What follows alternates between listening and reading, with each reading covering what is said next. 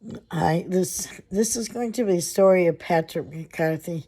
He was from Bourne, Massachusetts, on October 13th, 2003, while the family was at the Wheelback Mountain in New Hampshire. He disappeared. 2 days later, after extensive search, they did find him, but unfortunately, he had passed on. Now, it says that he initially died of exposure. However, the family argues the point, and there are some questions that really have never finished the case or closed it. I'm going to go over it, and if you'd like to comment or anybody has any information, you can leave it in the comments below. Thank you. Patrick Mcarthy was a 10-year-old boy who had been outside playing with his stepbrothers, Gabe, 12, and Noah, 7, about 400 yards from the condominium with his family staying in at the Wheelback Mountain in New Hampshire. They decided to race each other back to the condo, according to the two other boys that did make it home. But Patrick wanted to make a shortcut through the woods, and it ended up that he never came home. Patrick's father, Steve, immediately called the police and began searching for Patrick himself. Meanwhile, the stepmother, Margaret, a.k.a.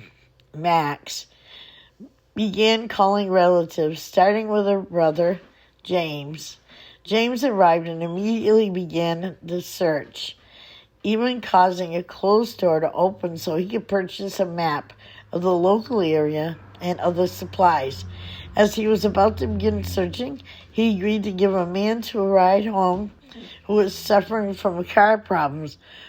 Then, just about 4 miles away, he reappeared 5 hours later, saying that he began searching for Patrick as soon as he got the message. Unfortunately, a storm came that night, and immediate search was not able to be done.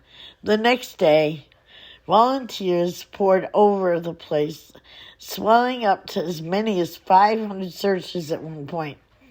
The search for Patrick went on, sunset to sundown, over a 4-day period. Helicopters, search dogs, and volunteers could not find him. The dogs couldn't pick up a scent because the family had done the laundry just shortly after he went missing. On the 5th day, one of the searchers did find him 2 miles away from the condo on the backside of Wheelback Mountain, dead. The searchers carried Patrick back to the police, and the medical examiner determined that he had died of hypothermia. But there were some problems with the police's investigation. First, the official autopsy documented none of the injuries on Patrick's neck, back, and gums, nor did it note that his mouth and nose were covered in dirt while his fingernails were clean. Further, police never visited the scene where Patrick was found to search for additional evidence.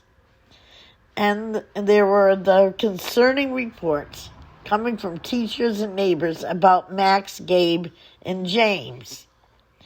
The teachers claimed that Gabe had been saying how he hated Patrick, hated him with a passion, and that he would not return from their trip.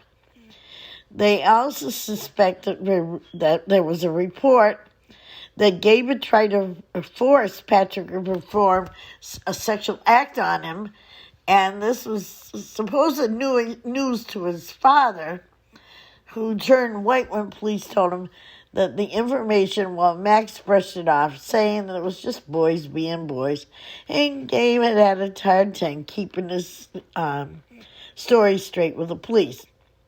Max was even worse, according to the reports. She was overheard how she hated Patrick.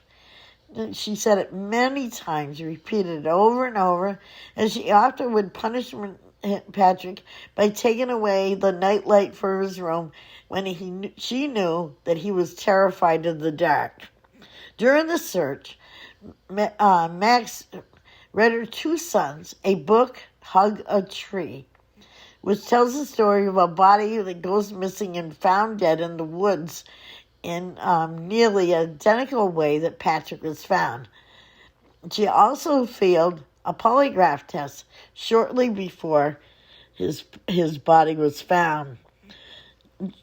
James appeared to work hard to look for Patric, but he refused to work with anyone. He was passionate and a lone wolf who wouldn't detail where he was looking. Some locals approached James to offer their condolences, but he said, he's just a sissy and he'll be back sometime. He's somewhere close by. It was so bizarre that it was reported to the police. When they interviewed him, they said that he probably got lost in the woods and died. Interesting, as soon as Patric was found, James, Max, and Max's boys all moved to Ohio and refused to speak to anyone about Patric. Patric's biological mother, Dean, wrote a book providing all the information the family had gathered through private investigators. The condition of Patric's body, when found, was in an unusual condition, according to the search and rescue folks who found him. He was found without his hat, coat, socks, or shoes, and he was located 1,400 feet above the condominium, just a very steep slope. And it's usual that children usually head downward, not uphill. Patric was also found laying on his back rather than huddled on his side for warmth, as most hypothermia victims are found. It's also odd that even a child to die of hypothermia in temperatures that never went below 44 degrees. While he was missing, he would need to be soaked to the bone and for have any risk of hypothermia. 6 different experts who reviewed the body and the materials disagreed in writing with the official conclusion from the medical examiner that he had died of hypothermia. So did Patric merely die of hypothermia or exposure, or did Max and her family have something to do with his death? It is possible that Gabe bullied Patric to death and the rest of the family covered up what happened. So basically, this is how it's going at this point. I'm going to read some more articles. Thank you. I was reading on some accusations that said that Max was a big drinker of an alcoholic, and she was reluctant she was fighting with her husband Stephen about his reluctance to adopt her children, and she had been just running around saying that it wasn't fair that they weren't being adopted, and because 18 days later, Gabe and Noah, not being adopted, hired help, problems were not solved, and that she was very upset. Now, and then they said, there's nothing more lethal than a scorned woman. Well, that is true. It can happen. And here was another, was written by Margaret McCarthy, email on 11/28/2005. Why would Patric lock his bedroom door in his own home? Can you imagine? He must have been afraid of something. Did Sarah and Kelly McCarthy lock the doors when they visited the house? Someone should ask the questions. Danny Smith states he would not let his daughter be alone with Gabe in the house. He took Patric to Dr. Timnor, a psychologist who, according to Stephen, Patric had trouble sleeping at night due to watching scary movies.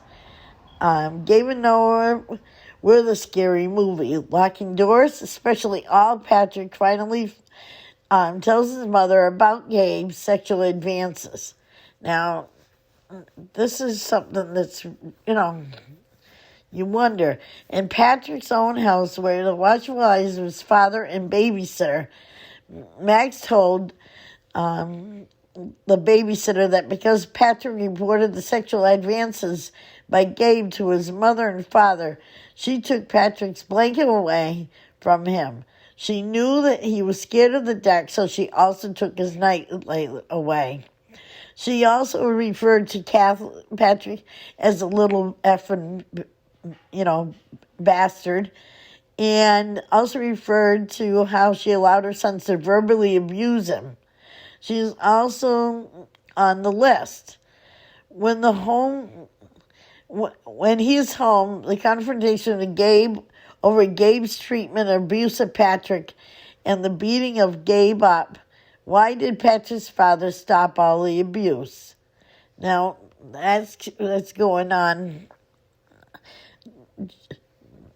There are no locks or anything in our house, according to Nicole Mcarthy.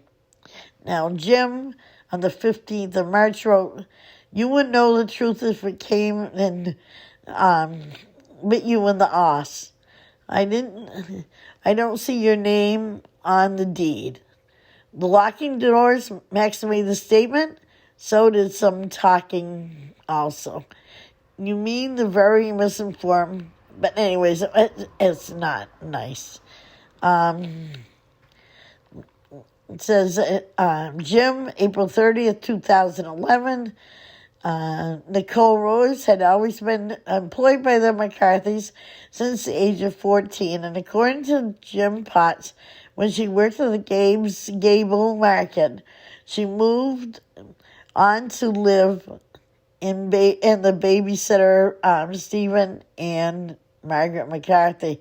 They moved on and became a shoe worker. This is the FBI has been involved, but it just goes on. It keeps on going on and on about how they had been exposed to so many things, and I'm just wondering how someone 10 years old could end up so far away from his home, and somehow or another, this boy walked up a hill that was so dense with overgrowth that you literally had to stand on his body to find it. Now, he's in a strange place up in the middle of nowhere, climbing a treacherous mountain. Probably a question. And what was his stepmother's brother doing for the 5 hours that he claimed he was looking for this young man? I'd like your thoughts. Thank you.